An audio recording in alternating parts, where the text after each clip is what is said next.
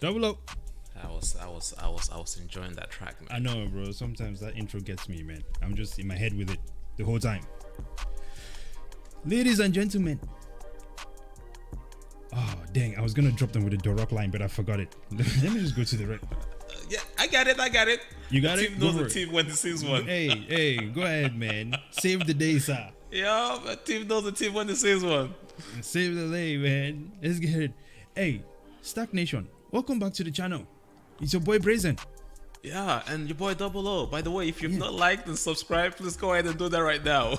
Hey, please hit that button, okay? It does not cost you much. Well, it's going to make your mouse deteriorate, you know. Did you study what was it? You remember in calculus you could Yeah. calculate rate of decay. Yeah. Oh shit, you still remember that sucker?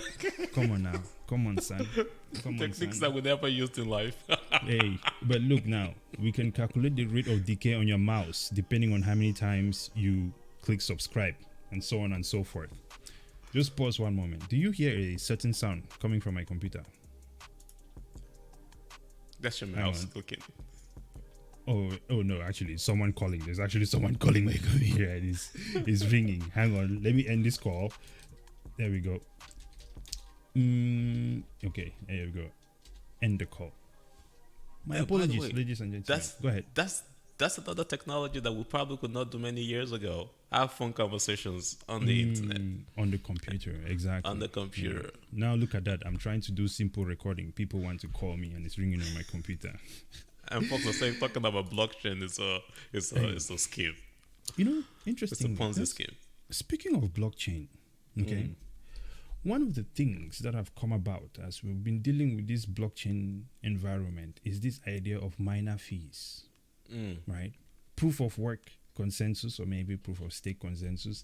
And when you try to process a transaction, the miners, this is how the miners get paid, right? They get a little chip of your actual your money to pay for the miner fees and then pay for transaction fees and so on and so forth. If you've used MetaMask before, you've seen it, right? You try to make a $5 transaction, but you have to pay $20 to complete the transaction.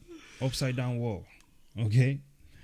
But this is not a concept that is new, right? If you went to Western Union to send some money, there's transaction fees to get the money from one place to another. Yeah. In that case, it's a bit more understandable because you're like, okay, well, these people have to pay rent for this infrastructure that they're using here, and then on the other end, there's also infrastructure there where someone has to take care of that. With that being said, technology is supposed to make things more efficient, Abby. Yes, So sir. if we're now in a world where you could just send the money from your phone, it's just traveling bits, ones and zeros to the other person's phone, we would assume that those transaction fees will come down. Yeah. Not the case. Vitalik Buterin is carrying the blockchain on his head by himself. Okay, this is why they're still charging you. In fact, they're charging you more than what Western Union will charge you.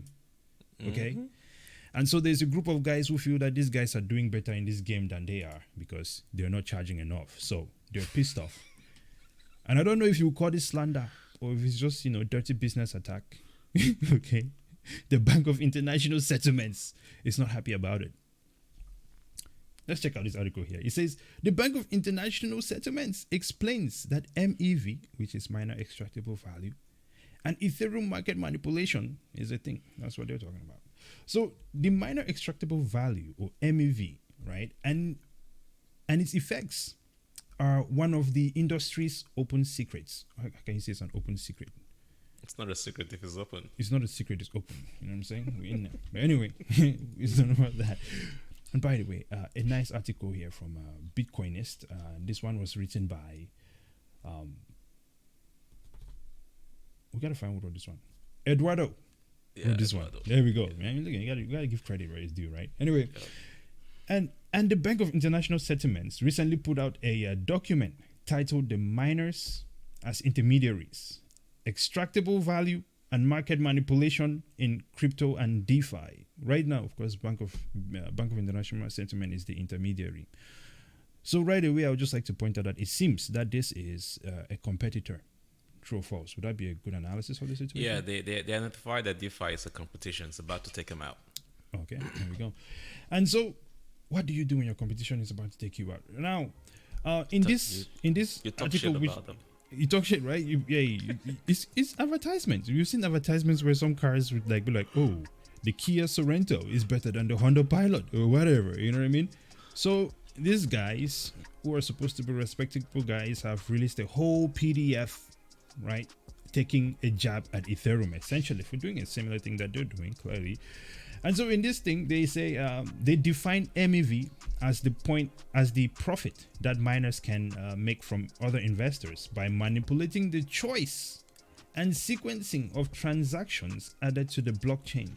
So maybe if you pay a higher fee, right, your transaction may be prioritized over someone who is just trying to send their transaction with minimal fees. Now, they also go on to say, as the paper focuses on Ethereum blockchain, the MEV is so pervasive that at times 1 out of 30 transactions is added by miners. So miners are adding more transactions in there to get people to want to pay higher fees. It sounds like something called spoofing along those lines, right? So it's added by miners so that they can get more fees out of it. Now, since 2020, the total MEV has amounted to an estimated 550 to 650 million on just Ethereum network, according to 2 recent estimates. And a reminder, these are just estimates. This operation is not illegal yet. They say. I mean, it's not illegal because it's How's it gonna be legal? They do the same thing. And by the way, that's a lot of money for people that mine Ethereum or approach transactions in Ethereum. So it's a whole market on itself. Absolutely, it's a whole market on itself. It is just a market. That's what it is. If someone is interested in paying $50 to make a $10 transaction, that is their business, man. It's fine with me. That is how they've decided to spend their money. Things cannot just suddenly become illegal because it's not in your favor, and now you say it's illegal, and then now you're writing laws around it. This is something people need to pay attention to because this is insanity. Regulate it for your own benefits. That's what's called regulations. And we've seen it before, right? Didn't we see it before, like before the 2008 crash, where these guys essentially lobbied government, changed the rules in their favor, put regulations in their favor, and this is how the housing market situation started? Yep. Come on. We've seen this before. It's happened too many times for people not to be seeing it now. If you're not seeing it now, I don't know what to say to you.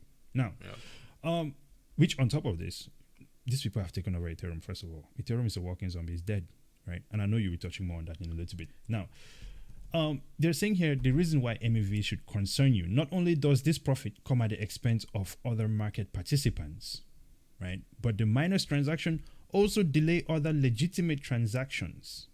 How does the operation make a profit though?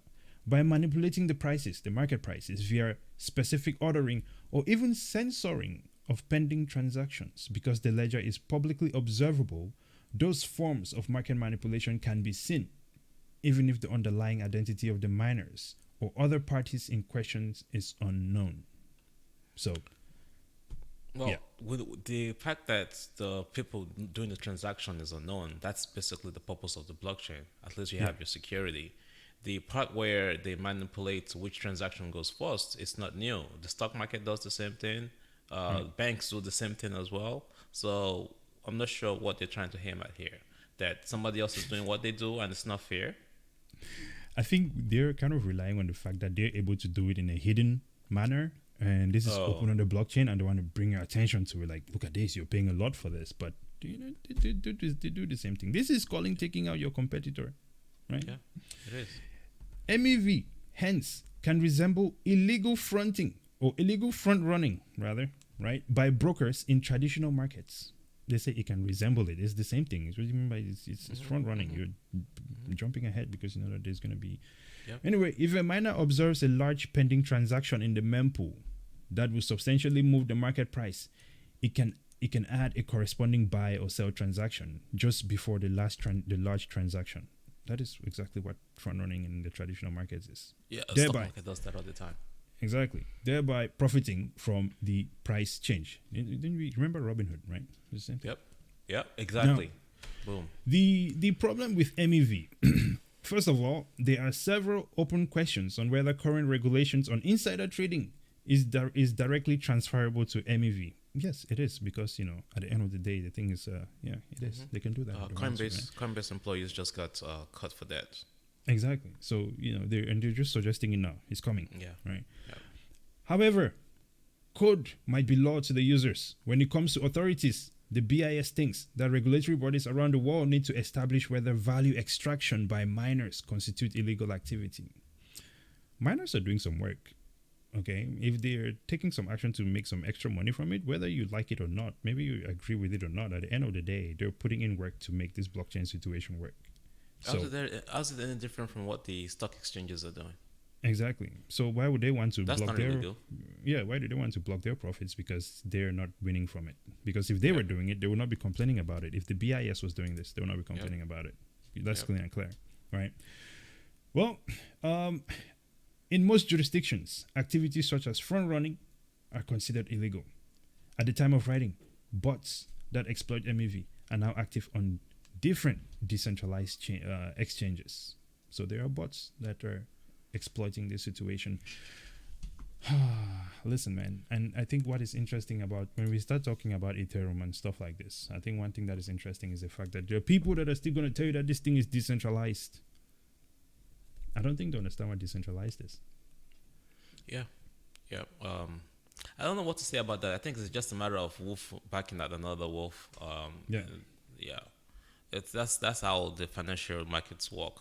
And if you look at all these decentralized exchanges, they are all ex-bankers. They're basically taking the implementations from the banking world and moving it into the crypto space. Exactly. Now, the other thing as well is like we know that as Ethereum sits now, these guys have pretty much taken full control of it. Yep. When you look at the tone, and especially when we do this video on on OFAC, right? I think we'll dive a little more deeper into how these people are pretty much all over Ethereum. But with that in mind, knowing that these people pretty much have control of Ethereum at this point in time, I think one of the things that we've been looking for, waiting for, is for Ethereum to decouple at some point from Bitcoin. And being in a position right now where we know that these guys are pretty much in full control of Ethereum, almost, right? And they can probably crash the price. And I mean, we saw what happened with the Do Kwon situation, right? They gave him a 1-2, totally wrecked him. I think if they were going to crash Bitcoin, and you pointed out this to me earlier, not Bitcoin, if they were going to crash Ethereum, it seems this might be a good time. And you were showing why that was. Yeah, so, I would say that they always leave little crumbs in the media before they go boom. This might be one of those crumbs leading to the big news that gets spread everywhere and just sends the fear. So what I'm trying to show here is this. It looks like Bitcoin is decoupling from Ethereum, but as we know, the media announces or discuss or communicate about the crypto space as if Ethereum and Bitcoin are one. They all call it cryptocurrency. But we know it's different. If you know it's different, then you got to pay attention. Could what happened to the Kwon with the old Luna situation happen to Ethereum if this merger fails? So as you can see from July, even though the movement is similar, Ethereum has been flying to the point that since then we have about 59% increase in Ethereum. Good for traders, good for investors that want to make money in and out. Right. Bitcoin has been up 11%, which in a way is good for Bitcoin because it needs to detangle itself from Ethereum so that when something crazy happens in that Ethereum space, you cannot come back. You should not be coming back to say, oh, Bitcoin is part of the Ponzi scheme. It's not. So as you look at the chart here, there's a possible decoupling going on here. And if and when, which is the danger that nobody's talking about, that merger fails, Ethereum is going to come back crashing heavy, which is why some folks are still talking about there's a possibility of Bitcoin crashing down some more because of, as we all know, the media carries it as one cryptocurrency, and the crash or failure of Ethereum is a crash of everybody. But there's a huge risk now going on with Ethereum that nobody's talking about. Absolutely. Well, when they say the crash of Ethereum, I want to point out one thing. Notice that when Ethereum, like right now where we have this decoupling situation, right? Yep.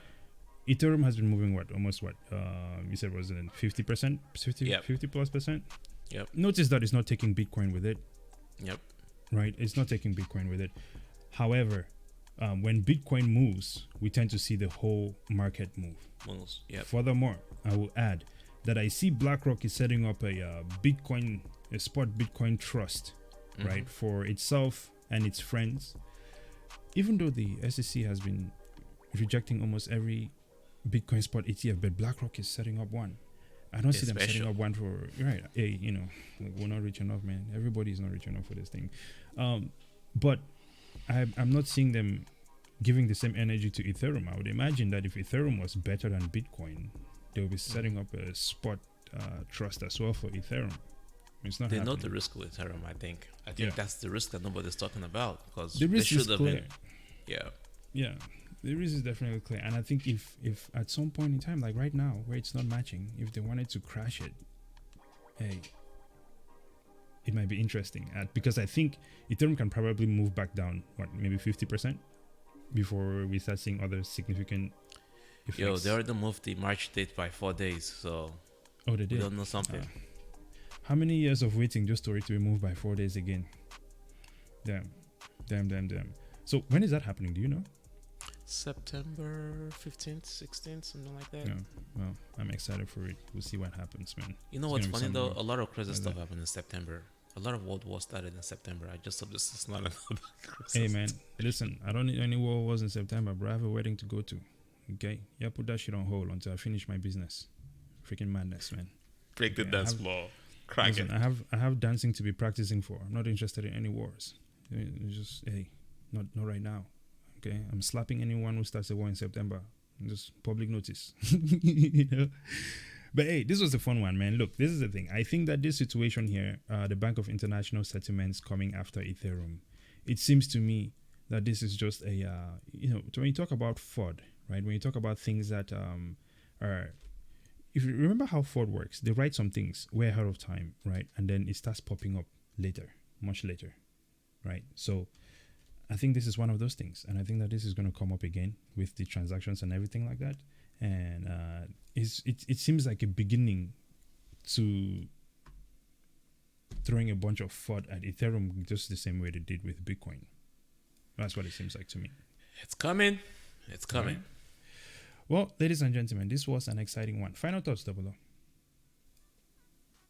Like and subscribe. What are you waiting for? Absolutely. Incredible. Until next time, ladies and gentlemen, we hope you enjoy the content. We'll keep working hard to bring you the best, giving you our own takes on the crypto space. You know what I'm saying? And it's a beautiful thing, man. And of course, continuously buying Bitcoin, because there is only one, man. There's only Bitcoin. That's all I can say. Well, until next time, brazen out. Double O.